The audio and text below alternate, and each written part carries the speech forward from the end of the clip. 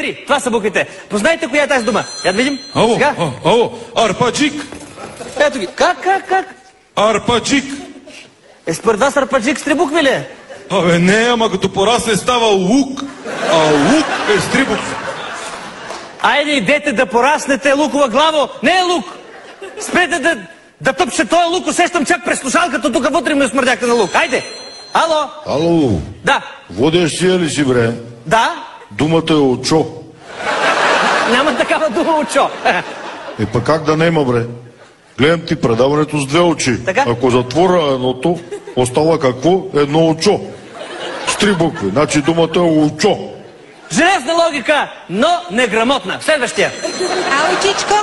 Да? Мама каза да каже, че думата е цар. Точно така, да, думата е цар. Думата е цар, но не на хората, а на животните. Моето момиченце. Кой е цар на животните? Я видим сега, 3 букви. Цар на животните, кой е? Коч. Моля? Мама каза, че ти си коч. Щом не е цар, значи ти си коч.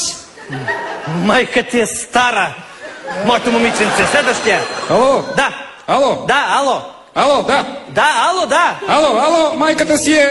Ти! Простаци! Следващия зрител, моля.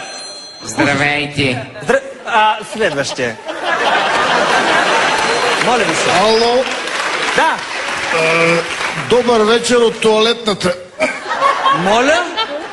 Не се притеснявайте, отворил съм вратата и по диагонал ви виждам на телевизора в хола. Значи думата е ЗУР. Колеги, затворете веднага! Какво е това, бе?